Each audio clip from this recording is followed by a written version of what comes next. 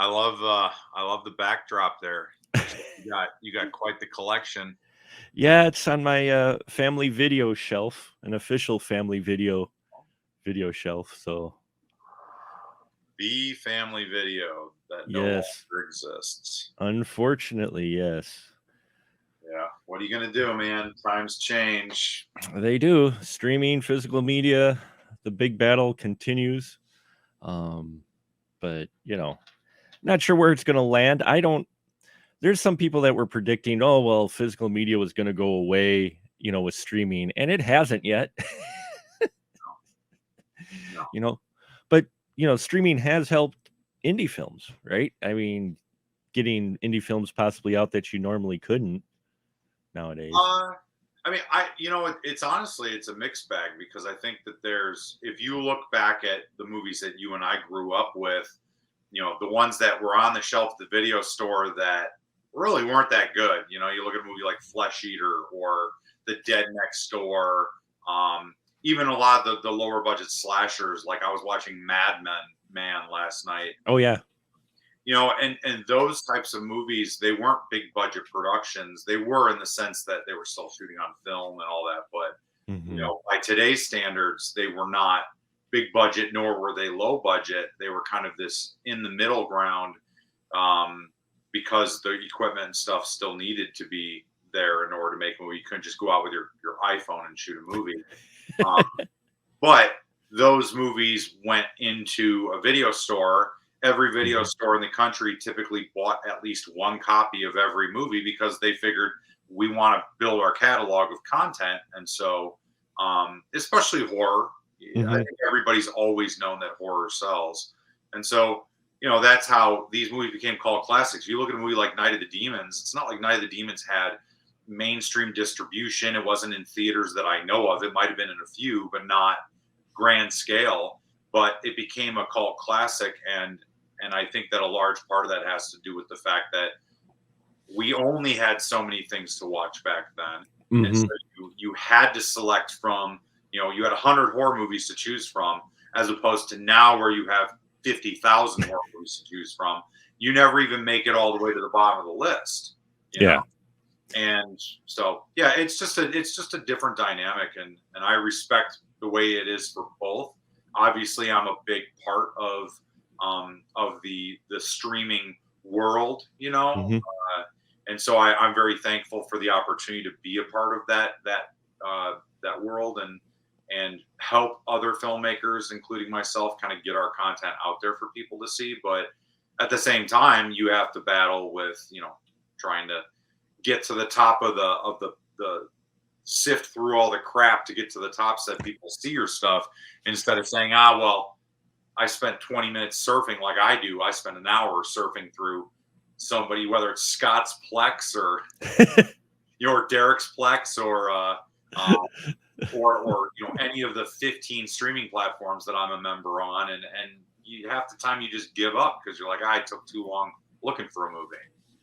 My wife always jokes whenever I go upstairs and decide to watch something on the TV upstairs, and I'll load up Netflix, and she goes, oh, so this will be where you scroll for 15 minutes and fall asleep, right? Yeah. Because there is a lot of content. And I was talking the other day with someone about it. I'm like, I think there with so much out there, that's why you don't really have, or at least for a long period of time, you don't have these huge named actors or directors or even films anymore, because there's so much out there. People pick their lane, and you get buzz for a couple of years, but I mean, we don't have the longevity of some of these stars that we used to have, for even say Harrison Ford and growing up in the 80s when you only had so much you could watch in the theater. Do you think that's just because we've had so much now?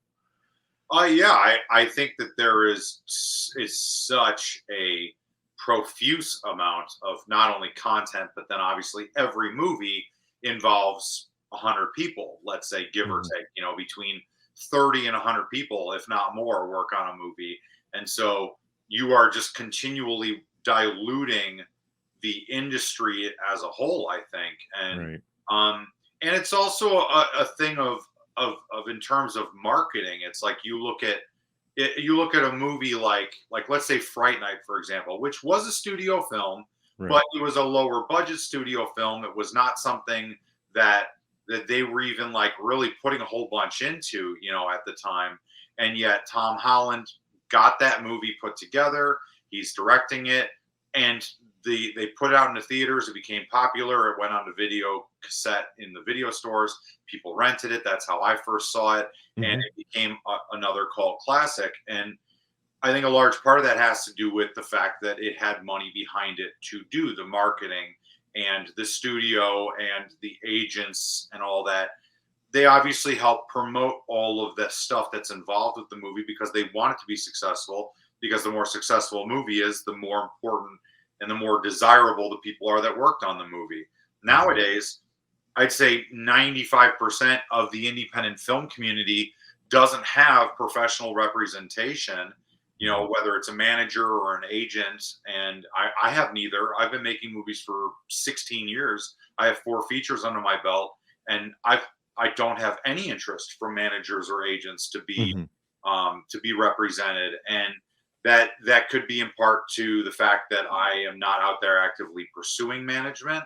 It could be because I don't live in Los Angeles, so I'm not rubbing elbows constantly with the industry peeps. But it could also just be because there's so many other people out there that, you have to make a breakout performance. Like you look at Terrifier, for example, where Hmm. um, it, Dread Central was really integral, I think, in getting that movie the exposure that it got. Hmm. It was on Netflix, and if you're on Netflix, chances are you're going to be seen by millions of fans. And if it's a good enough movie, it's going to propel itself to cult status. If it's not good, no one will remember it, and it'll disappear in a month, and you'll move on. But Terrifier, as much as I don't love the movie, it had a lot of really great qualities to it, and I think Hmm. the gore was great.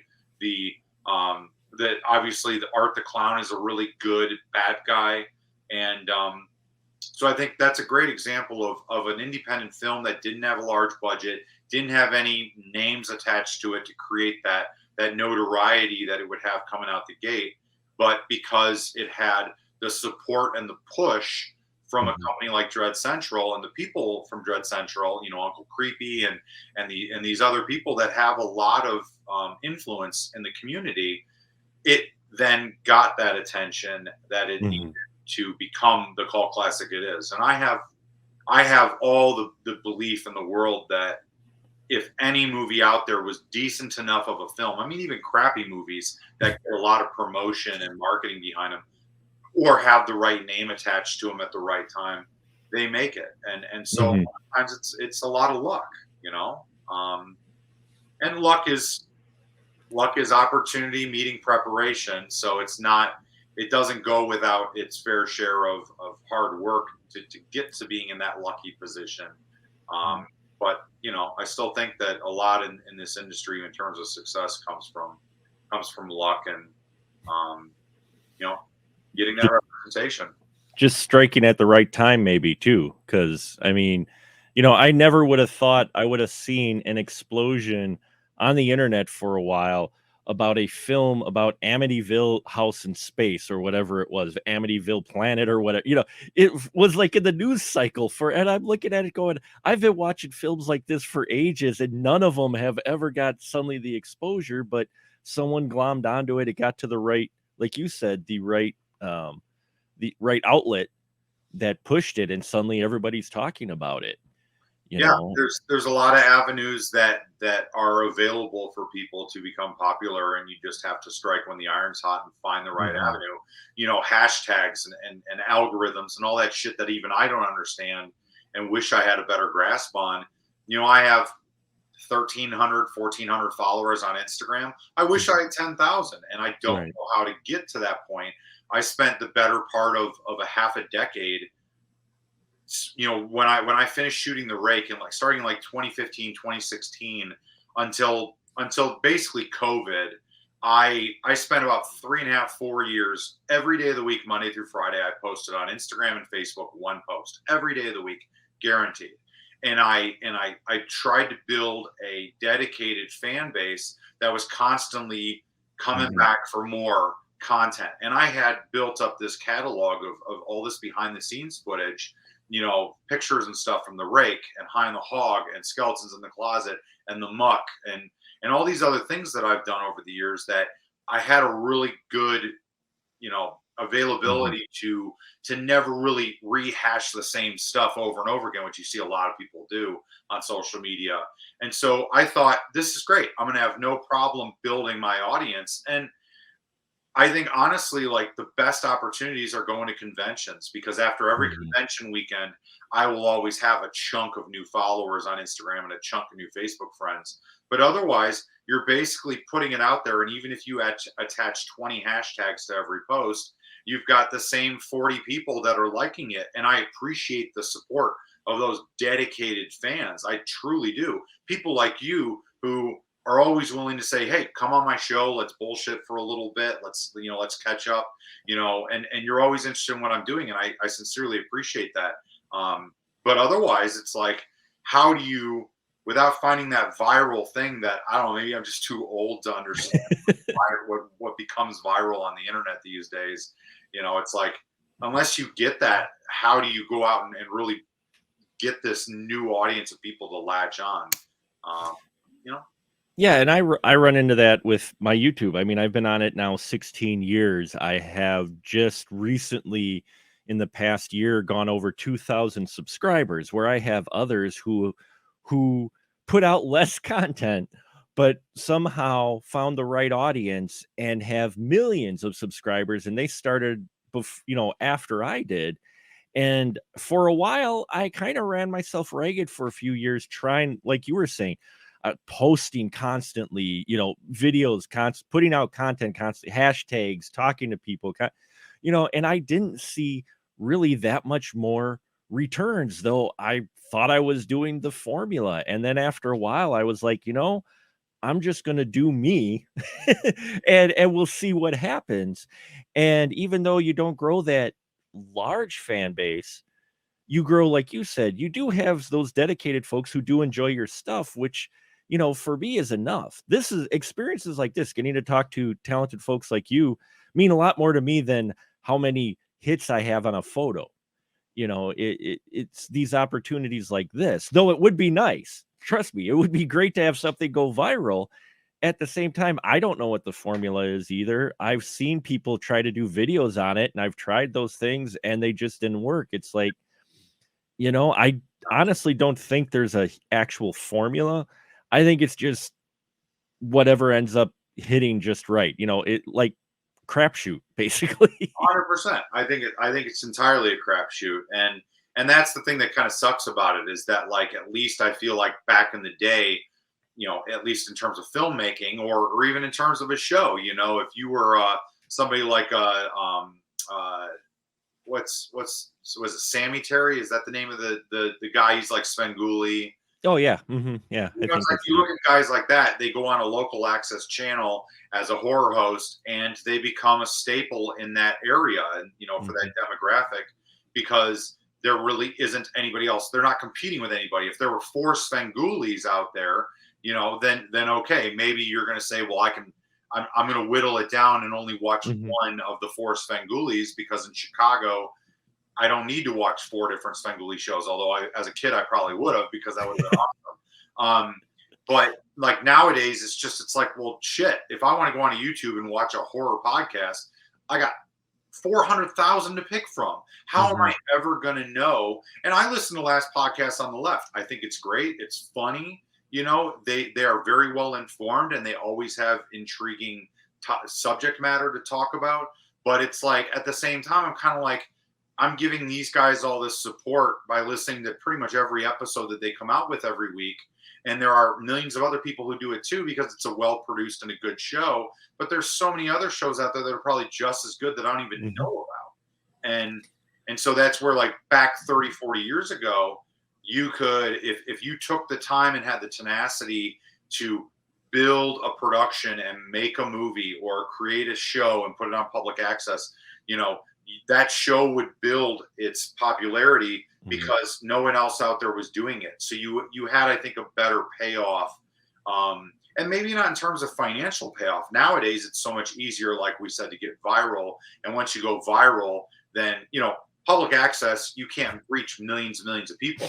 But on YouTube, you can reach billions of people, and on Spotify and all that, iTunes Music and stuff. And so it's a trick bag. And unfortunately, you and I are in the position where we started, I think, at the right time in terms of being independent with stuff. The fact that you had a YouTube channel for 16 years is tremendous. You should be making money off YouTube because you started before everybody else was doing it. But it's like you said, I think that we just kind of missed the mark, and that's not to say that tomorrow something we do won't go viral, but yeah, there's certainly a lot of frustrations and times where I've kind of sat and just said, like, is it worth it? Like, you need the audience to continue doing what you do, because if you don't have an audience, do you really have the ability to take the time? And the thing for me is I agree with you. Going to conventions and talking to 20 people versus 1,000 people is an incredible experience regardless, because I'm doing what I love, talking about horror and talking about what my friends and I have made. But at the same point in time, if I had 1 million subscribers on my YouTube channel, then I would be getting paid every year to do what I love. And I don't have to work my job 50 hours a week. I don't have to do all this other crap. And I can focus all my attention on it. And I'll be a lot happier too. I mean, happiness has to do a lot with it. If you're doing what you love, you're just generally in a better mood. That is very true. Very, very true. Yeah. I kind of gave up, especially when YouTube started changing things. I kind of not gave up, but I just kind of changed my focus in realizing this was not going to become my primary revenue stream, even when I started Patreon. And especially with COVID, I mean, it affected a lot of people like yourself, especially independent filmmakers who were prevalent, suddenly had to stop, and some didn't go back at all to making it. They just kind of they retired.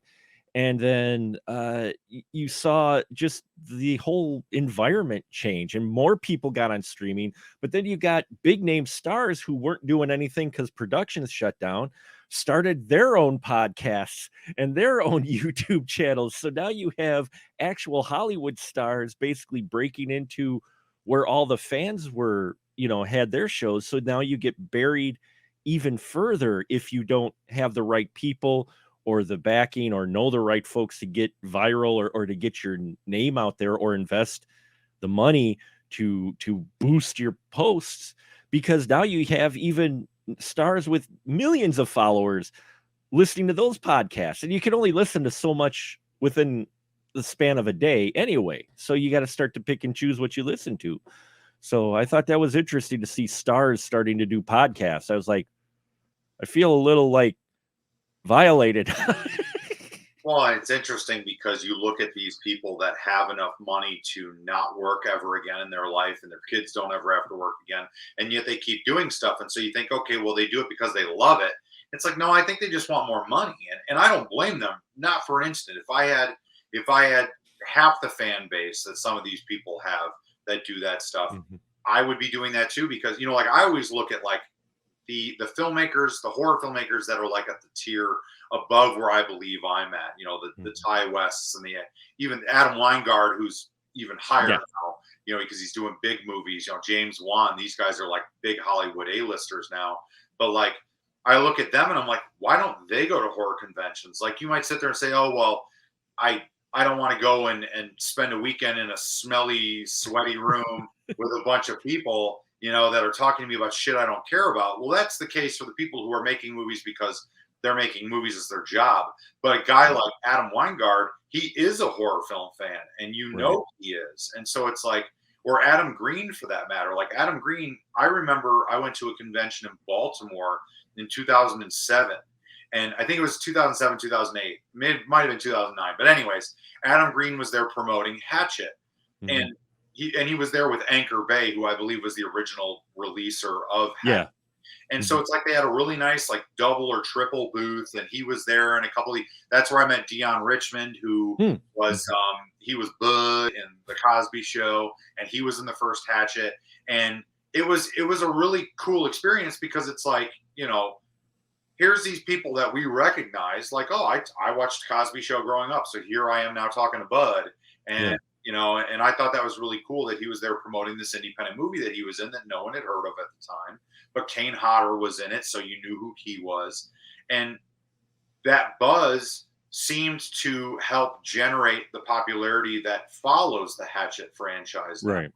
And so you would think that Adam Green would continue to go and do these shows, because not only is he talking to his fans and building his fan base, but he's at the point now where he could have merchandise and people would buy it. And then it's like, okay, I'm Adam Green, and I may not make $100,000 a weekend like Robert Englund might do at a convention, but if I make $10,000 in one weekend bullshitting about horror movies, especially my movies that I made that I love because I made them with people that love my movies, how can you not enjoy that?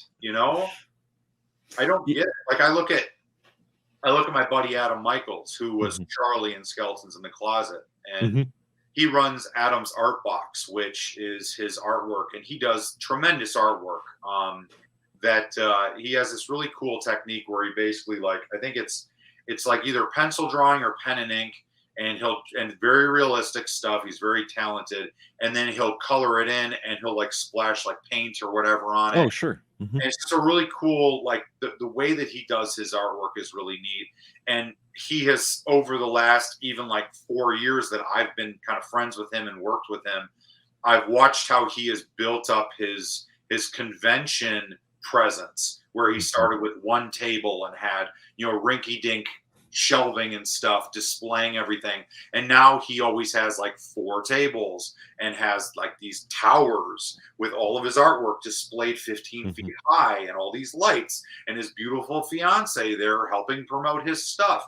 And he probably walks away with a good chunk of money every weekend, because not only is his stuff good, he's got a tremendous personality, a really good salesmanship, and he loves what he's doing. So he's always in a good mood and very appreciative and genuine about what he's doing, and the love that people show him. And it's like, I love seeing opportunities like that happen for people that I care about. And I just wish that there was like that for everybody all the time. It's like, you think of how much he sits at a table and he draws a drawing, and it takes maybe 3 hours to do that, but he's relying on his own tenacity to do it. If I want to have something at a convention on my table to sell, I got to gather a shit ton of money, a shit ton of people, a shit ton of locations, a shit ton of props, a shit ton of effects, a shit ton of time, and then put it all together, hope it looks good, and then package it and put, and spend another shit ton of time putting it together and editing it. And then you get to the end and you're like, oh, I sold 30 DVDs this week. I made $700. All right. I paid for my table, and these days I didn't even pay for a tank of gas to fucking get to the convention. Yeah, I think some people miss the challenges with the filmmaking, especially for doing proper indie filmmaking. I mean, you're seeing it now, especially horror. Horror's always been kind of that genre that seems easy for folks, from the outside, I think, because they see so much horror, because everybody likes to make it. And nowadays, though, I get the impression some people feel, oh, well, we could just take our iPhone, just go out and shoot something, and I'll be able to distribute it or whatnot. And some can do that, but some can't. Has the ease of technology made things easier or better for indie filmmakers, especially indie horror, for you? Or is to do it properly, is there still a lot of work that needs to be put into it? Well, I mean, and I think to start it out, it's like, I might talk a lot about the trials and tribulations, and a lot of times, my wife will always tell me, like, oh, Tony, you sound so negative and stuff. It's like, well, I'm not necessarily, I am cynical, but it's the reality of the situation. And there's so many people out there that just sugarcoat everything, and I'm so sick of that shit, because that's just not how life is. Life is real, and you have to tackle problems head on. And so, talking about the reality of a situation. There's nothing wrong with that, and I'm very thankful for all the opportunities I've been given in the industry, and the Sure. fact that I have pursued my love for the better part of 2 decades at this point is pretty awesome. And I love that I have fans out there. I love that people have overall, positively received, sorry, our work. And so Mhm. I think that to answer what you're saying, it's like the fact that that I can feel like I've kind of come through, I've risen through a lot of the muck, so Mhm. to speak, that's out there, especially in the independent horror genre, and still have somewhat of a name for Scotchworthy Productions, I think is pretty cool, and that makes me very happy, and cocky or not, I think that that's the confidence that I like to exude to people, because it's important to show people that you're proud of what you do, but also that you do believe that what you're doing is good. Mhm. I certainly know a lot of people who do terrible stuff and think that their stuff is great and they're proud of it, and they should be, because Yeah. it's hard to make a movie. I don't Mhm. care how readily available technology is. I don't care how rich your uncle is and how much money he or she gives you. It is still hard to make a movie, because Mhm. it takes more than one person to make a movie. And so I give everybody credit for making a film, whether or not it's good. If I don't Mhm. enjoy it as a fan, that doesn't mean I'm still not going to sit here and congratulate you. And if you ask Right. me advice, give you pointers, and who the hell am I to take advice from anyway? But I guess I think the great thing about today is that since technology is so readily available, and since so many more people out there are saying, "Well, shit, if they can do it, I can do it." It's just created this insanely huge community of Mhm. people where maybe as a kid we looked at it and said, "Well, we're the nerds, we're the weirdos, we're the freaks," Mhm. because I collect Fangorias, and every kid on my block collects baseball cards, which I did too. But Right. they're more interested in how good the White Sox are this season versus when the next Friday the 13th is coming out to the theater, and if my parents will actually let me go this year and see it. And it's like nowadays you don't have to feel isolated anymore, because there Mhm. is such a huge community, and there's so many ways to find that community and access it and become an active part of it if you choose to, or a passive part. But Mhm. at the same time comes with it those frustrations where you say, "You know what, anybody thinks they can make a movie, good for you, do it." My first movie looks like dog shit, and I freely admit that, because I didn't know what I was doing. And I Mhm. can admit that because it's true, it looks like shit, but people like it. People Mhm. genuinely like It's My Party and I'll Die If I Want To.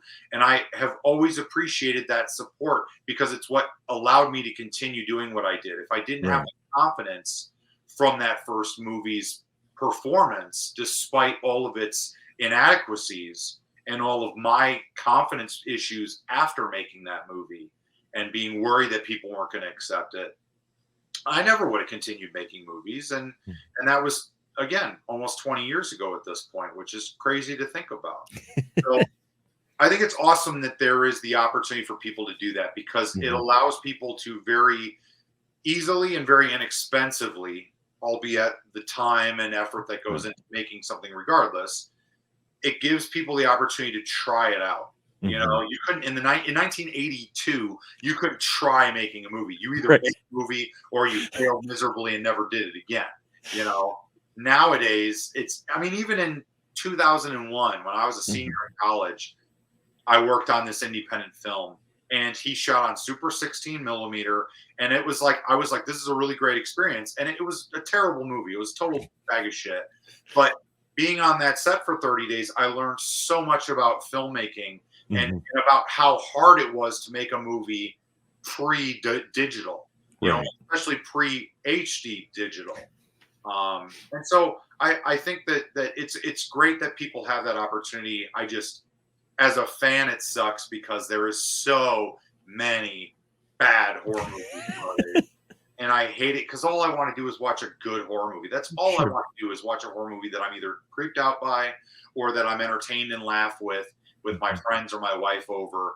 And half the time, instead, it's, this cover looks cool. We'll put it on for 10 minutes. This is a bag of shit. Now we got to find another one. minutes. Here's another one. We spend 10 minutes watching it. It's a bag of shit. We turn it off. Spend 20 more minutes looking for one. It's like, God damn it, I should just put on an episode of Ozark and been done with it.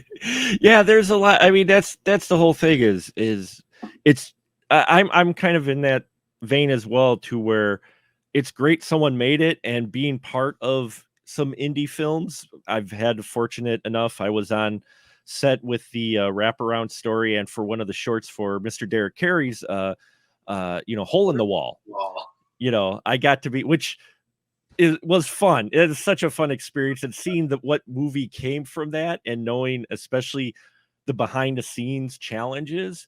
It actually came out. I was very impressed how well it came out. Despite all that, but I got a firsthand perspective being script supervisor and wherever else Derek needed me. Seeing that in motion, I gained a whole nother level of understanding with indie filmmaking, and it gave me some respect. And it actually did change my view of criticisms for indie films. Before that, going to fests and meeting folks like yourself at festivals, or just online here, talking to indie filmmakers, I got a lot of perspective, because I was a little harsher on indie films for a while, I fully admit. But after getting that perspective, I was like, I dig this culture, and I think it needs to be talked about, because I think people don't realize that there's these communities out there that you have of indie filmmakers just making stuff because you enjoy it. It's not necessarily your primary job. Just like me making content on YouTube, this is not my primary job, and I never was under the illusion that I was going to be another person to where I can make millions of dollars on YouTube. I mean, you're making films because you love to, but you also do want to turn a profit so you can make your next one. And I think that's a perspective some don't have out there when they're critical of indie films. At the same time, I'm happy that people are making indie films, but not all films need to be distributed. you know, you keep them in your circle, or show them at conventions only, maybe. But Well, there's nothing wrong with distributing it, because honestly, there's an audience for everything out there. Mhm. So, I think that, look at Hole in the Wall. Hole in the Wall is a great example of a movie that is not for everybody No. by any means, but there is definitely a group of people out there that really like Hole in the Wall. And for that reason, I think it's awesome that Derek and the community created such a cool project, because there are people out there that like those types of horror movies. And so I'm certainly not hating on the independent community, because I'm a part of it. And I think that, there's just many people out there, there's more people out there that probably hate the movies I make than the people out there that love my movies. Right. Probably more people out there that don't even know about them, but it is. It's like it's like anything, there's the good and the bad that comes with the experience of being an independent filmmaker. And I've been involved with a lot of films over the last 5 years, but I haven't directed a movie in 5 years. And so, not being kind of at the head of the helm of the creative on a project is it's weird to me. It's like there's this part of me that is like, do I want to keep doing this? Do I really want to continue pursuing this, or should I just stop and essentially retire right now while I still have my sanity and a little bit of color in my beard? Or do I want to keep pushing forward? Like obviously, we've delayed this podcast for a few weeks now because I've been working on my house, and between my house, my full-time job, my part-time job working with Bloody Disgusting, and it's like I don't have the time and I don't have the energy that I used to have when I was in my 20s and my early 30s doing, making movies. And when I was bartending, it's like if I want to take a month off, like I did when I shot High on the Hog or when I shot The Rake, I got people to cover my shifts, and I disappeared for a month, and I came back, and my job was still there, and life was good, and everything was fine. And now it's like I got a taste of working a job where I actually make really good money and have really good benefits, and I'm saving for my hopeful retirement, and all that, and can actually pay my bills and don't live paycheck to paycheck. And so there's that difficult, line that you have to decide what side you're on, of being the quote unquote real world responsible adult part of the rat race, and just kind of, conform and enjoy the not the simplicity, but I guess the and it's not even really easy, but you know what I mean? Like when Yeah, you the routine. Yeah. the routine, the daily routine, I feel like it's so much easier to be able to come home after work. Like I work 4 on, 4 off overnights.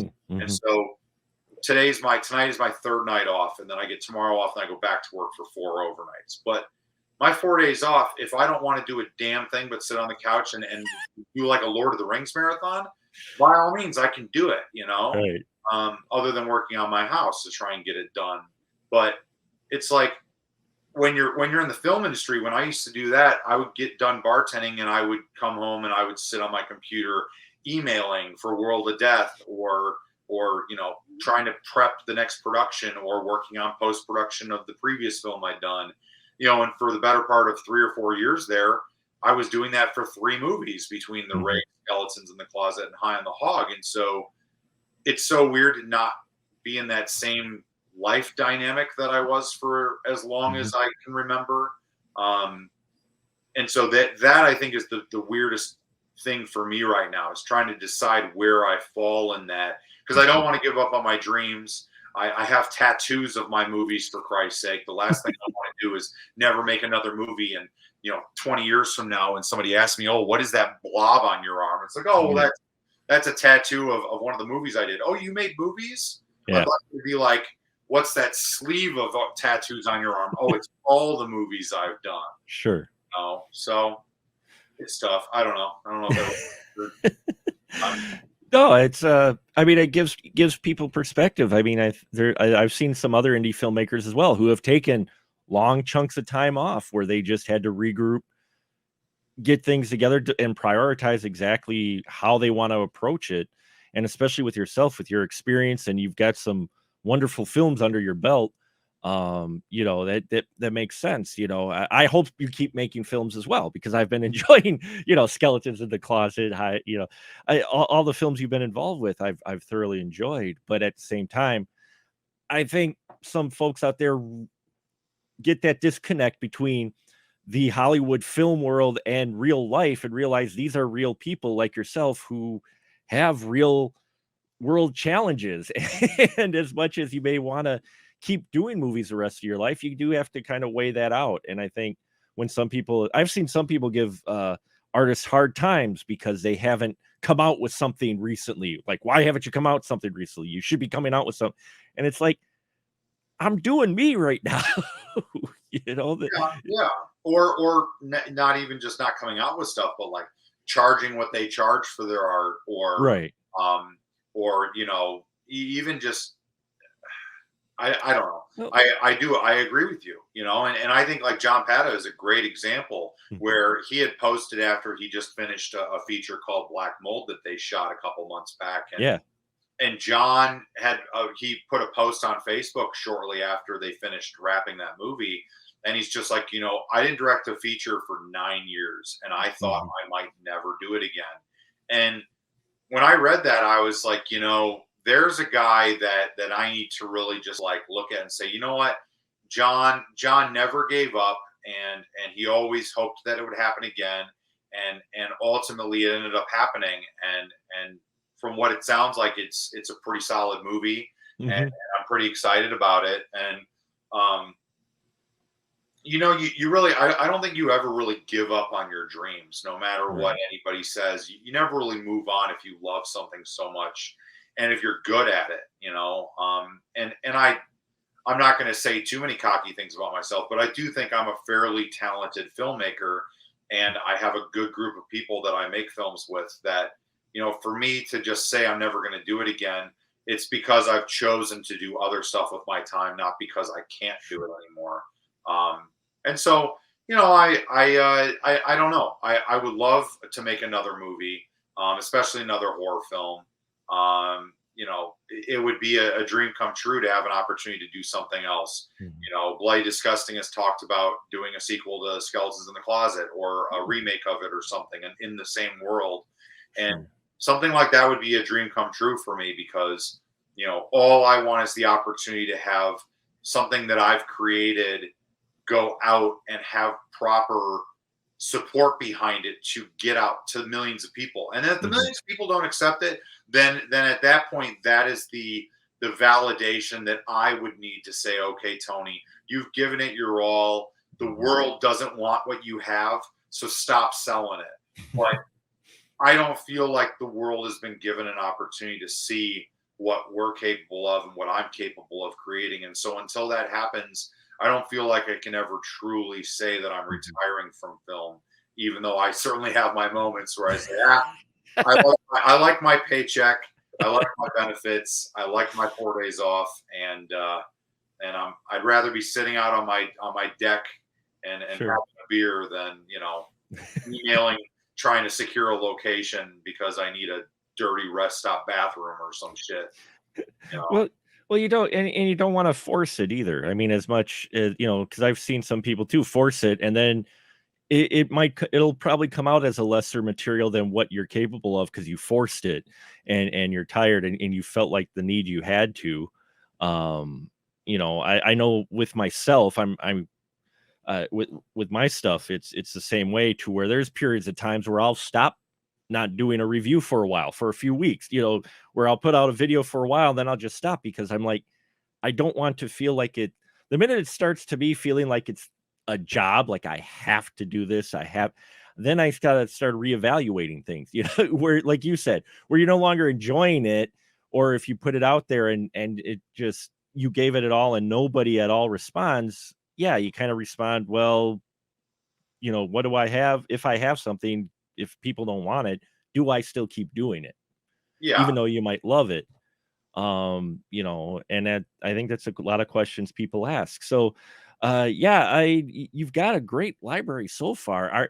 Is there any inklings, any seeds maybe out there that you might want to explore so far, or that you got coming up, or Well, like I said, Bloody Disgusting has right? expressed a lot of interest in um, perpetuating skeletons in the closet to some Mhm. capacity. And so I've always thought that that was one of the more cool ideas that I've had over the years. And Oh I've yeah. had the idea for the Widow and Charlie in my head for 20 Mhm. years at this point. So to see it come to fruition and visually, the way that it did, I'm so proud of that movie and how cool I think it is.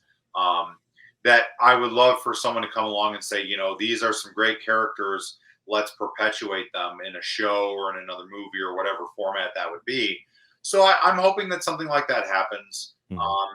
I had started moving forward with. I wrote a script last year that was very COVID friendly in the sense of it Mhm. being minimal locations, minimal cast.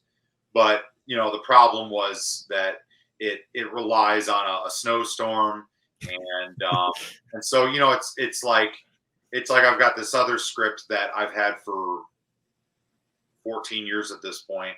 I Sure. wrote it after I saw The Strangers in the theater, so that tells you how old it is. Oh, okay. And so I've had this script for a long time now that I've really wanted to make, and it's like you need a storm with it, and it's like you think, okay, well, I can try and cheat that, but to what degree is it going to look like if I Right. cheat these things? And I think I'm in a really sticky position where I'm past the point where I'm willing to go out and make a movie by myself if I have to. Like if I need to Mhm. spend $20,000 of my own money and make a movie in my own backyard with my friends and family helping me instead of professionals with professional equipment, I'm going to do it anyway because I just want to make another movie. That's not the point I'm at in my life anymore. Uh, Sure. so it's like I have that difficult, task of saying, okay, here's an idea that I'm really passionate about making into a film. So now I have to bring it to the people that I have associated myself with and try and get them to support it. Like I did with Skeletons in the Closet. I went and I pitched my co-director, Ben, and then I pitched Rob, who's our co-producer and cinematographer. And I basically said, here's this idea, here's how we do it. If you guys are on board, this is what I need from you. Let's make it happen. And they both agreed, and that's how that movie got made. If it would have been just me saying, I'm going to go and do this on my own, like I said, with a guy like Adam who just has to sit down at his desk and says, today I think I'm going to draw I'm going to draw the Ghostbusters. And he sits down and he draws the Ghostbusters. And by the end of the day, if he doesn't have a problem like creatively with it, he's got a drawing of the Ghostbusters, and then he can go and make copies of it, sell it at conventions, sell it on his website, and he's good to go. But with me, I got to go and I got to convince all these people to do it. I got to raise money to do it. I got to secure locations, and it's definitely tough. Mm. So yeah, I would love to get another movie going.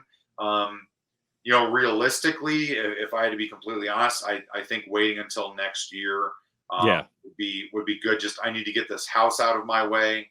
Hmm. We've got probably about, I think we have like 4 more major projects with the house and Wow. a bunch of small things that we have to do. Hmm. But yeah, we got to finish our basement. We have to refinish our stairs. So there's a handful of things that have to be done yet. The landscaping isn't done, and I'm planning on doing that myself. So until I can get that done and I can feel like my house doesn't look like a sore thumb in the middle of my neighborhood, I kind of want to focus my attention on that to the best of my Sure. ability. And but that's the great thing about working with Bloody Disgusting, is that it's giving me an opportunity to stay active in the community. I curate their show Bloody Bites, which is the next evolution of World of Death. For your audience who doesn't know, World of Death was a show that we did for Bloody Disgusting from 2016 to 2020, and it was we did over 200 episodes. We premiered over 500 short films and represented more than 50 countries. So we built this awesome community of filmmakers from around the world that showcase their films through Bloody Disgusting, which is one of the largest horror communities in the world. Yeah. And so in 2020, Brad and Tom, who run Bloody Disgusting, came to me and said, we love World of Death and what you're doing with it. We'd love to evolve that to a new show that we're going to show on our channel, which is on Roku and a bunch of other streaming platforms. It's Bloody Disgusting TV. We want to do a show called Bloody Bites, and we want you to curate it, produce it with us, and continue, bringing this cool content to the table. And so I've been doing that now for 2 years, as well as programming Bloody Disgusting TV's 24/7 schedule, which is a lot of fun. And I'll flip on the channel every once in a while. Like I said, last night I was watching Madman, and Sure. that's one of those midnight movies that I tend to throw in there a couple of times a month, because if you're a horror fan like you and I are, and you're flipping through and you put on Bloody Disgusting TV and you're just looking for something to put on in the background, that's a great movie to have on in the background. And Yeah. so that's given me an opportunity to stay active, and I appreciate that, because it's not a large dedication of time, but it's still has me out there doing things with independent horror filmmakers, and hopefully in the next year or so I'll have what should be considered the ample amount of time to actually be an active participant in producing or directing another film. So Well, still, it's great that you're able to stay as active as you are in the community with everything going on, and through Bloody Disgusting, and especially horror shorts. I've always been a supporter of short films. They don't get a huge amount of attention because there's a lot of them out there, but there's some really great short films out there that I think people, avoid. They just think, oh, just short film. Oh, that's not worth. But I'm like, some of these have more solid stories than full feature films, and better talent in them as well. Working with film festivals over the years, I've got to see a large variety of qualities of shorts, and some of them are just ones that just impress you. You're just like, wow, and they're only like 5 minutes long, and you're like, that is awesome, versus full features, which you're like, how long is this yet? yeah. Well, I think that's the thing, is that I think a lot of people out there understand the marketability potential of a film, a feature film versus a short film. And so a lot of people out there who should be making short films are making feature films, because they think if I can get a feature length movie done, it's going to sell and be distributed, and I'll be out there, and then I can continue making movies with a budget and with more time, and all those things that are what are you're handed in a dream position, but typically you don't get those opportunities. Right. So I agree. I think there's plenty of examples of movies out there that should have been, 30 minutes long or Yep. short. And instead somebody said, okay, well, we're at 42 minutes, so all we need is another 30, and it's a short feature. So let's just, how do we stretch this thing out for another 30 minutes? You can't add too much money to the budget, and you can't add too much time to the schedule. So what Mhm. what should we fill that 30 minutes with? Dialogue, tertiary plots that mean nothing to the movie itself. Would throw exposition in there. They could, they'll be sitting in a room and someone will fill them in on the backstory we never had with this character, but we need to fill the time. So Yeah. They look at it and they say, well, it worked in the James Bond movies. Why can't we have them explain things ad nauseum over here? There we go. There's 14 minutes gone. We just need 16 more minutes, and then yeah. we're good to go. And I've seen lots of those where it's I'd be watching a full feature and I'm like, this would be great, like a 30-minute film. You'd have a solid 30-minute film here instead of 85 minutes or whatever. Yeah. I'll tell you what, the thing that actually bugs me more than that, I think, is when you see a short film that is a piece of a feature, but it's not a standalone piece.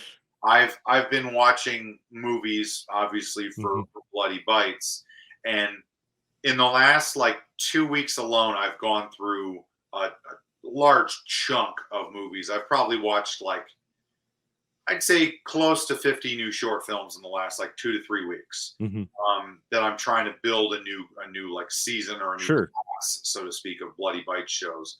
And it's so weird. I don't know if it's like this collective subconscious having an influence over filmmakers or not, or if it's just a group of people who just don't know how to tell a congruent story. But there are like a whole slew of these movies that I watched where it's like anywhere from 5 minutes to 15 minutes long, and the movie ends and you're like, wait, what the fuck just happened? Like, you didn't explain anything to me, so there's no reasoning behind what happened. And half the time I don't even know what happened. And then it just ends, so you don't even get an explanation after the fact of what happened. And it's like, it's not that difficult to tell a story, and a lot of these ideas are not wholly original. Where it's like, oh man, that was really original and creative, and whoever thought of that's a genius. It's like, okay, here's somebody stuck in a house who thinks they're seeing things, and then it just ends, and you're like, well, I've seen that idea 100 other times, but you didn't do anything new with it, and you didn't even tell it in a complete story. Like, it doesn't even end. That's the shit that bugs me, because if you're going to show people something, if you're going to say, look, I'm going to make a short film because I want to make this feature, but I can't afford to make it right now, or I want to try and get people interested in making it, which is what we did with The Muck. It's a 6 minute, and A Chance in Hell is the same thing. A Chance in Hell is a 30-minute short film, but it is the opening for a feature length. You could add another 60 minutes to it, and you would never know the difference, except for the quality of the camera, and lighting, and everything. And so, like, I can't stand it when I'm sitting there watching a short film, and I can't watch it and finish it and say, that was a cool little snippet, or that was a cool story in and of itself. But instead it's like, well, that was chapter 2. Where's chapter 1 and where's chapter 3 through 27, Yeah, and I think a prime example of a film that did it right was The Stylist, in that The Stylist short film was its own contained story, but it introduced you to a world. And when I watched that, I was like, I'd love to see an exploration expanded of this character and that, but you watch it, it feels like a complete story. Beginning to end, it ends with a great image. And then Jill came out with the feature, but it was its own, like you said, it had a story. There was a bit of explanation. It at least was a contained film, though it was intended kind of to spark interest in possibly a feature version of it. And I've seen some other short films like that too, to where they were concept films or whatever, but they were their own complete film. It wasn't like you were saying a snippet of something that they had 5 scenes written of this full feature that they could shoot. So that's what they did. And well, the rest, hopefully you find interest and build it.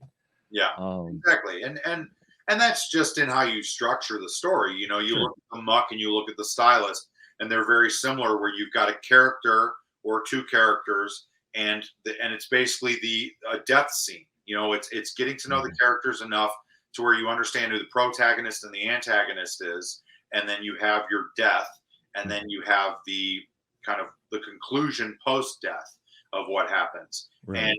so they are just a scene from a bigger story, but in the end, they still are okay ingested as a smaller form of content because it is just a scene as Right. opposed to, like you said, you know, 5 scenes. And now I'm like, okay, well, I'm invested, but you're just cutting it short because you didn't give me the next 3 scenes that are going to explain what happened in those 5 scenes, Yeah. you know. And yeah, I think the stylist is a good example of where you take the idea for a story, you introduce audiences to characters and production design and the way it's going to look, and then you say, okay, now can we go and make this into something bigger? And you raise the money, you put together your crew of people, and we they were down there for a month. My wife and I went down there for a couple of days to Kansas City and worked on it, and Mhm. it was a pretty contained story because there wasn't a ton of locations, and it was, you know, not a huge cast list. It was right before COVID hit, so Right. they finished shooting like not even a month before COVID, before like March 15th or Mm. whenever COVID like went into hardcore lockdown. They were shooting like February of 2020, so they got real lucky, uh, Yeah. you know, and then they got even luckier because, you know, COVID caused so many people to stop making movies, and Hollywood shut down for the better part of Mhm. 2 years. And so as a result, now all these distributors and all these streaming platforms are looking for content. Content. And now Yeah. they're reaching out past their typical grasp, Mhm. and you know, oh well, we're always going to go to companies like Gravitas, and we're always going to go to Wild Eye Releasing and Mhm. you know, and the bigger Uncorked. companies. Yeah. What's that? Uncorked. Yes, exactly. Yeah. And then the bigger companies like 20th Century and Paramount and all Mhm. those. You know, now we're going to look for the stuff that's out there that's even at the furthest reaches of independent because we need to start filling our catalog up because we're running dry of new content. And so, you know, people like Jill, we're just, again, it's the luck. It's, you Mm. know, the opportunity was met with the preparation of having a finished film. And you know, I said it, I was on a podcast I think a week and a half ago, and I said that where we had High on the Hog, The Rake, and Skeletons in the Closet all finished, 3 features finished around 2017, 2018. They were all getting released, and if we would have waited a year and a half to release those movies, we would have probably gotten better distribution opportunities Mhm. because people were looking for content, and they still Right. are right now, you know, because the industry still hasn't caught up yet.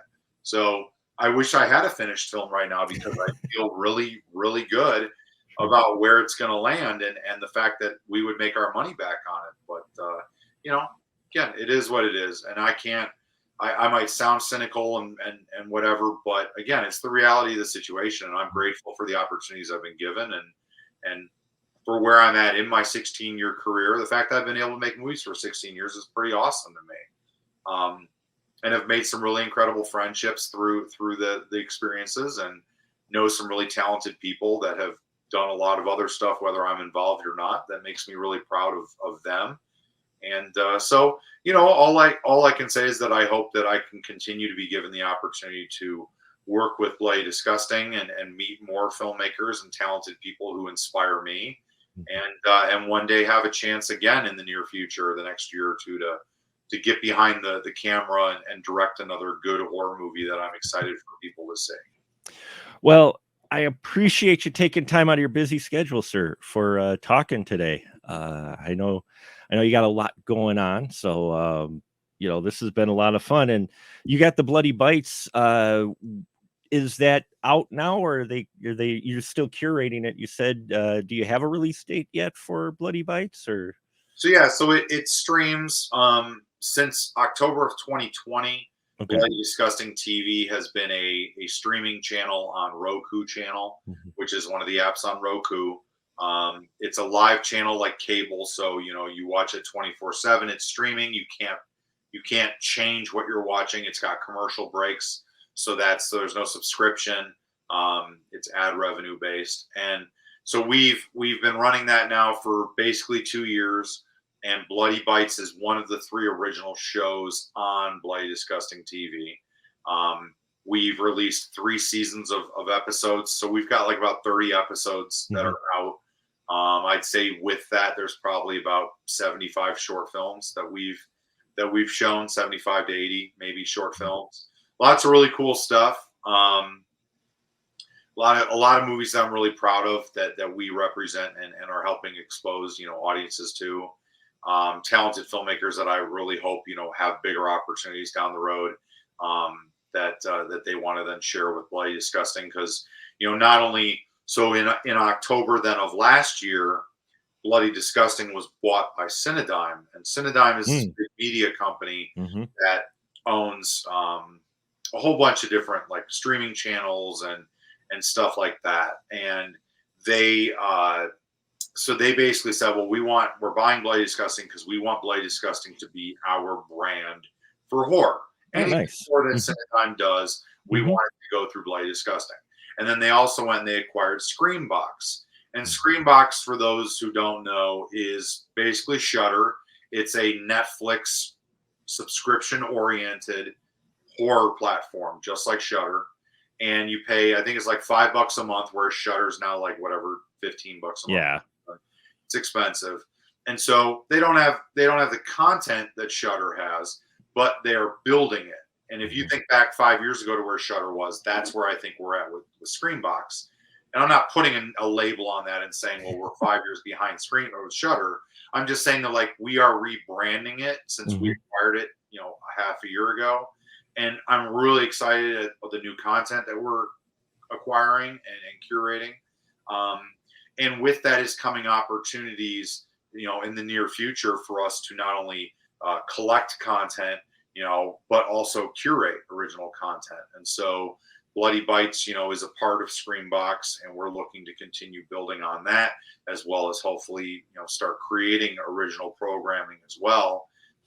And so that's what I'm really excited to be a part of right now and to promote is for people to check out Bloody Disgusting TV, because if you're a horror fan, you probably already go to Bloody Disgusting sure, at least on a weekly basis or a monthly basis, just to get horror news and stuff like that. And they've got a podcasting network with a lot of good shows on it. Yep. And so the fact that we also now have a television channel and Screambox as a subscription platform, which you can get 30 days free trial on. So you might as well go on there and check it out. And there's a handful of movies on there that are pretty cool to watch. And, Freddy's Nightmares is on there. And, yeah, I saw that announcement recently. Freddy's. I've got 2 VHS of Freddy's Nightmares. The first episode and the second episode I picked up at a rummage sale.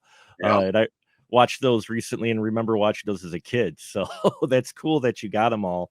And I ended up forking over, getting the money and buying the TerrorVision release of the soundtrack to Freddy's Nightmares. They got licensing for it. And so got a lot of the music from there, and a lot of it was a lot of fun. So yeah, it sounds like you got a lot of great stuff out there, and doing the stuff with Bloody Disgusting, big in the horror community. It's really great that you're able to be part of that, because it sounds like it's in good hands with it. So yeah, I hope so. I hope the people who know about it and check it out enjoy it.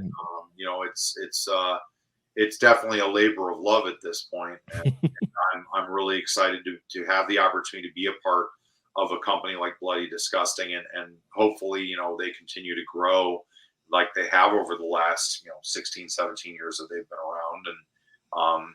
And I just think that the future is really bright and promising for something like Bloody Disgusting. And, the opportunity for us to eventually be producing original films and original shows is just such an awesome thing to be a part of at the ground floor that, like I said, and I just, the next 2 or 3 years are going to be very busy and very exciting times. And I'm just really looking forward to it all. And I hope that people out there check this stuff out.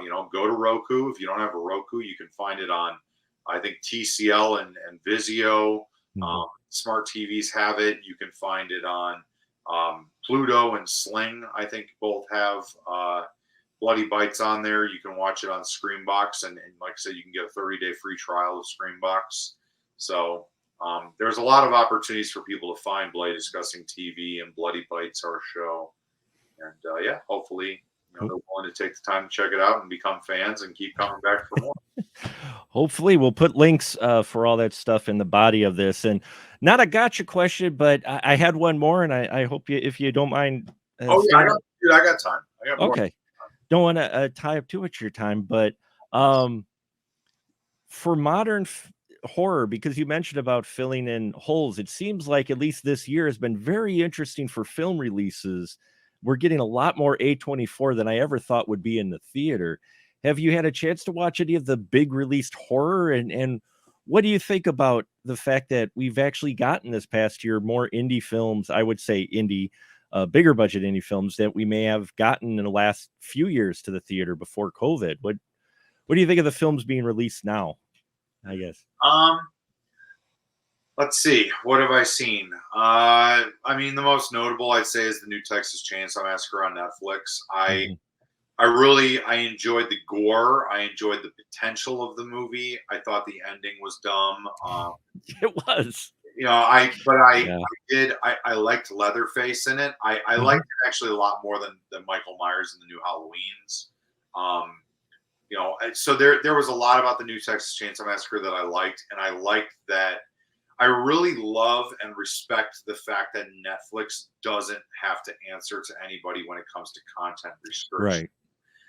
It's like you go on there and you're seeing people getting sawed in half with a chainsaw, and it's not like, oh, well, we're going to cut away because there's blood and we want to keep a rated R rating.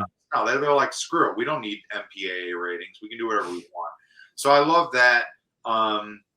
Trying to think of what else I've seen recently.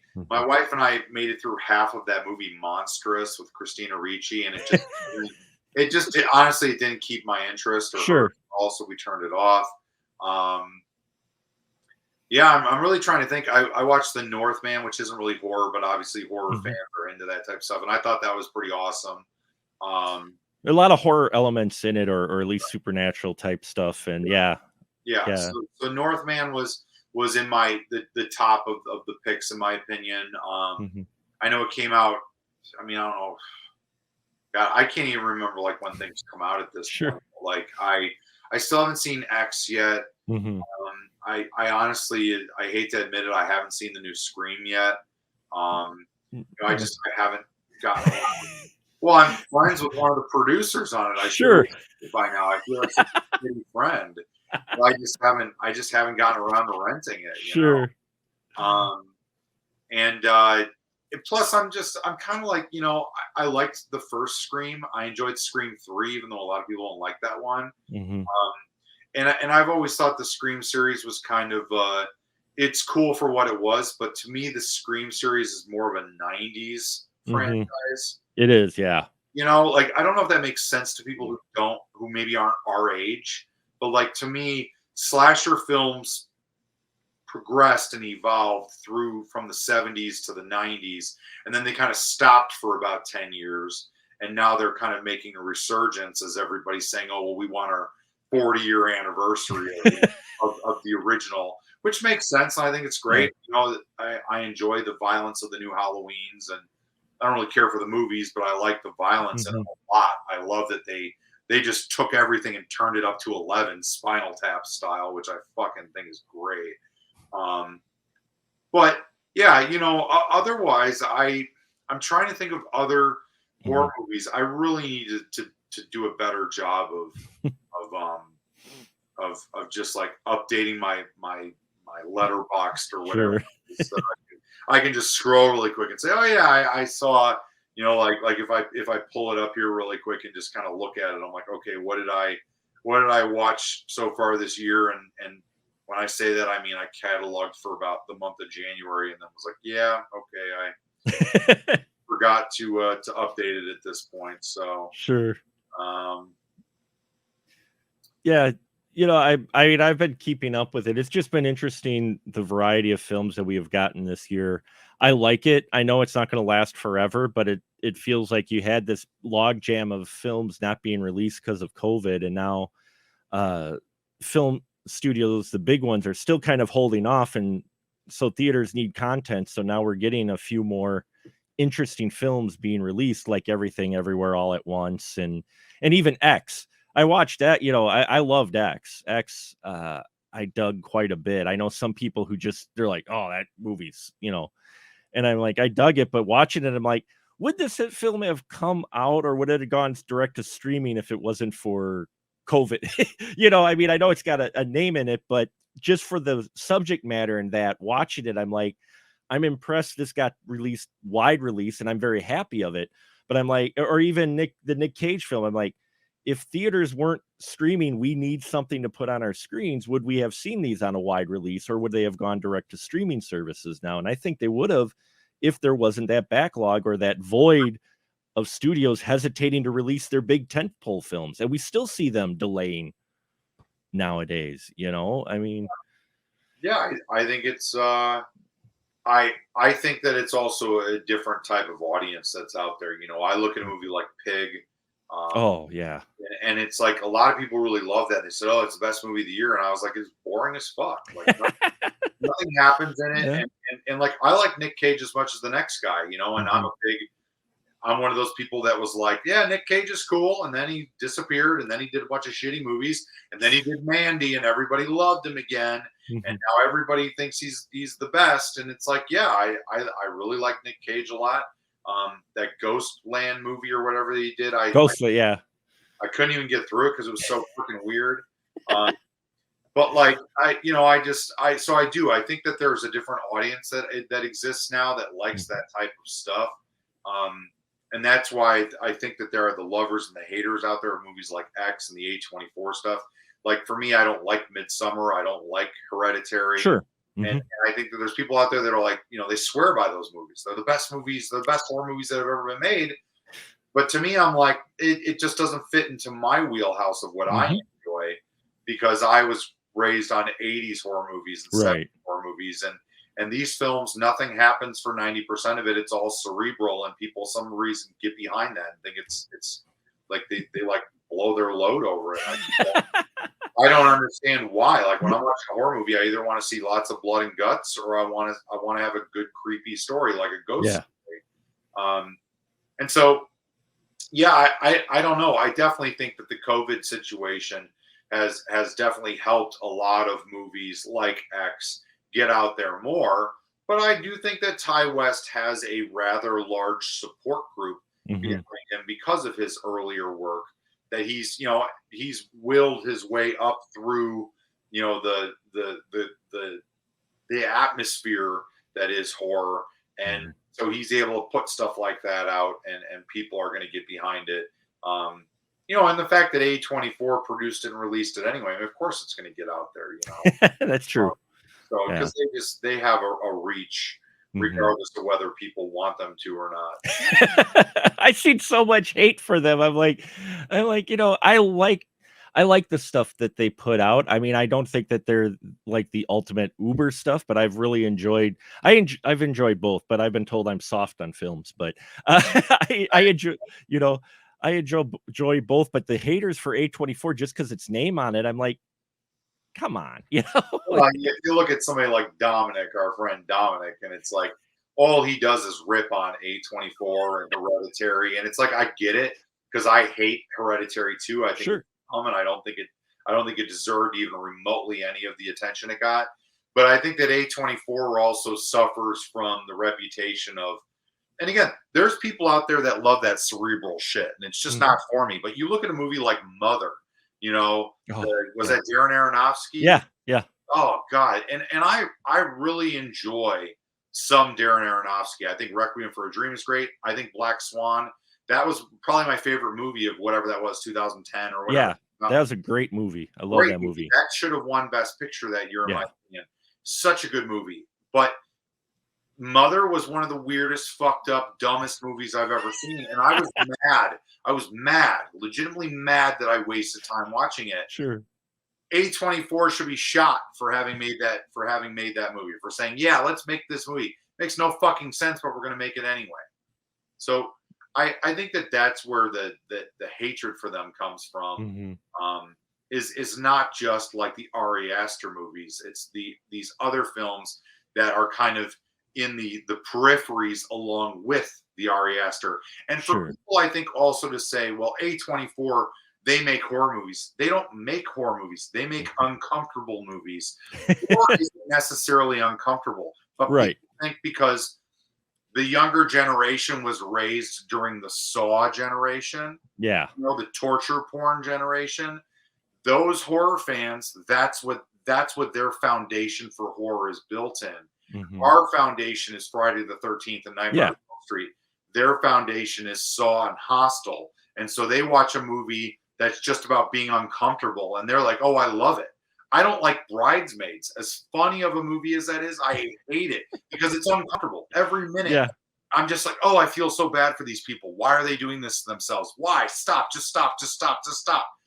I don't want to watch a movie like that Hmm. because I want to be enjoying a movie. I want to be entertained Right. by a movie, or I want to be scared by a movie, you know? And Hmm. for some reason, people are entertained by being uncomfortable. And that it's like, if I want to be uncomfortable, I'm going to go eat a bunch of Thai food and sit on the subway for 5 hours and hope I shit my pants.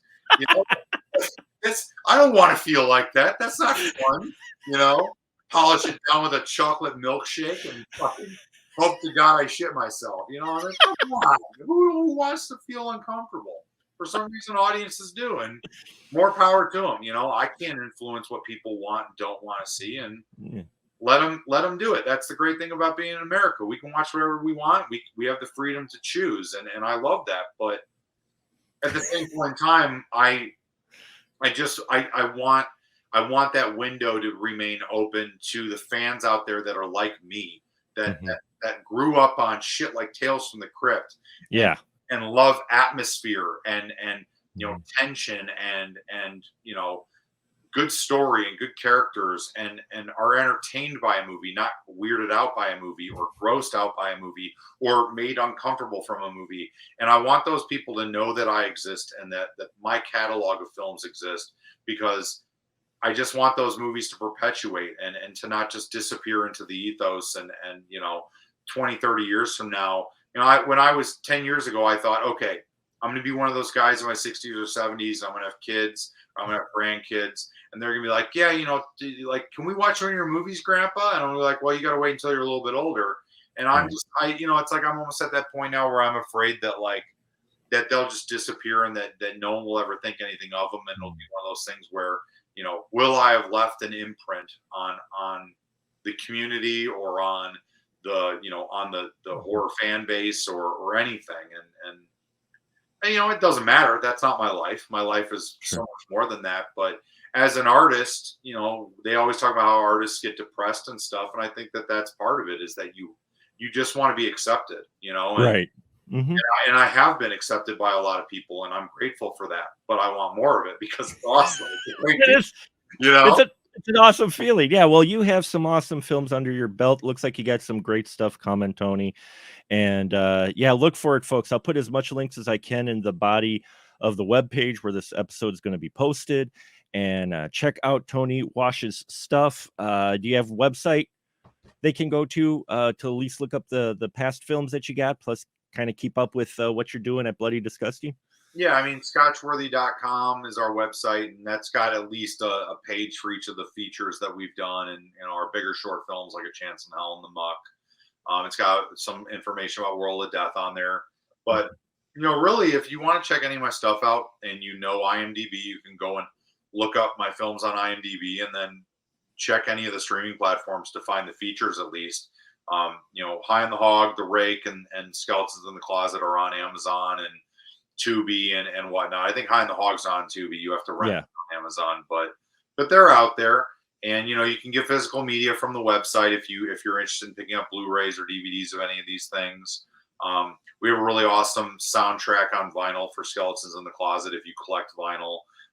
If you're a big fan of 80s music, especially 80s horror soundtracks, Skeletons in the Closet's really incredible, and it's a neon green vinyl.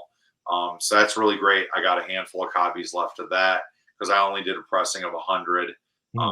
So I only have a couple of that left. And yeah, otherwise, you know, it's out there. If people are interested enough, they can find it. And if you put links, all they gotta do is click on the link, and it'll take them where they need to go. And I appreciate your willingness to, help introduce people to what we've got going on. And again, I thank everybody out there who's willing to take the time to watch our stuff, because as we said at the beginning of this show, there is so much stuff out there that you can spend hours upon hours. You can spend days building your queue, your list in Tubi of movies to watch, as I have done, and then I never go back and sit and watch those movies. And so I genuinely appreciate every single human being and their household pets that sit down in front of the and watch something that my friends and I have spent months and years to build and try and make as good as we feel it can be, and hope that people out there enjoy it, and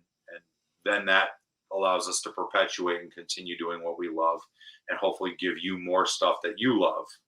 So thank you for that, and thank you, Mark, for allowing me to talk about it a little bit. And a lot of essences complain about it, but you know what, it's been an interesting process, and I'm still thankful for every minute and every opportunity I've had, and whether it be making it or promoting it, or just being a part of it, just being a part of the community and more than a fan. I think it's awesome, and I'm excited to see where tomorrow leads, and the next 20 years. Well, I'm excited to see what you got coming up, sir, and I thank you for your time as well. So check it out, folks. Tony Wash got some great stuff out there, and yeah, just check out the links, and yeah, we'll talk to you later. Take care.